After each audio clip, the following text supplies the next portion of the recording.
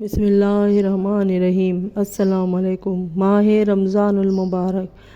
رمضان المبارک کے چوتھے روزے کے اعمال اور رات کی نماز، یعنی چوتھی شروع ہونے کی رات کی نماز اور کچھ اعمال ہے۔ امام جعفر صادق علیہ السلام سے نقل کیا گیا ہے کہ آپ نے فرمایا، جو مومن کسی مومن بھائی کا افطار ایک لقمہ سے بھی رمضان المبارک میں کرائے تو خداوند عالم اس کے لیے 30 غلام آزاد کرنے کا ثواب لکھے گا، اور اس کی ایک دعا قبول ہونے والی خداوند عالم کی بارگاہ میں ہو جائے گی۔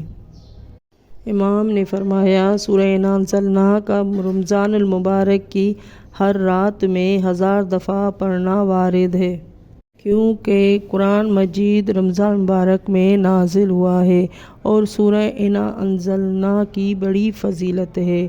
جو بھی ہر رات میں 1000 دفعہ سورہ انا انزلناہ ختم کرتا ہے، پروردگار عالمین اس کے لیے جنت میں ایسے باغ بناتا ہے اور اس کے لیے ہزاریں نعمتیں لکھ دیتا ہے، اور اس انسان کے لیے آسمان سے فرشتے اترتے ہیں جو اس کے لیے استغفار پڑھتے ہیں۔ اور دوسری نماز ہے جو چوتھی رات کی نماز ہے۔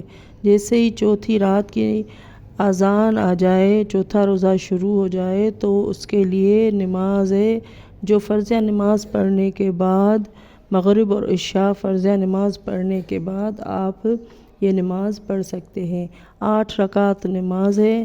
اس کی ہر ایک رکعت میں سورہ الحمد کے بعد 20 دفعہ سورہ انا انزلناہ پڑھے، یعنی صبح کی طرح 2 رکعت کر کے یہ نماز پڑھنی ہے۔ یہ جو نفلی نماز ہوتی ہے وہ 2 رکعت کر کے پڑھنی ہوتی ہے۔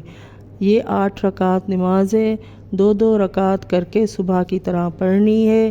فرق صرف یہ ہے کہ الحمد پہلی رکعت میں الحمد کے بعد 20 دفعہ سورہ انا انزلناہ پڑھے، اور پھر دوسری رکعت میں بھی اسی طرح الحمد کے بعد 20 دفعہ سورہ انا انزلناہ پڑھے۔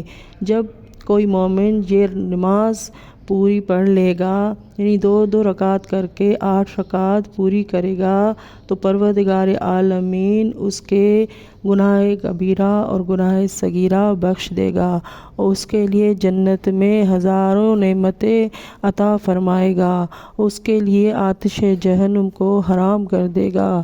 اور اللہم صلی علی محمد و آل محمد۔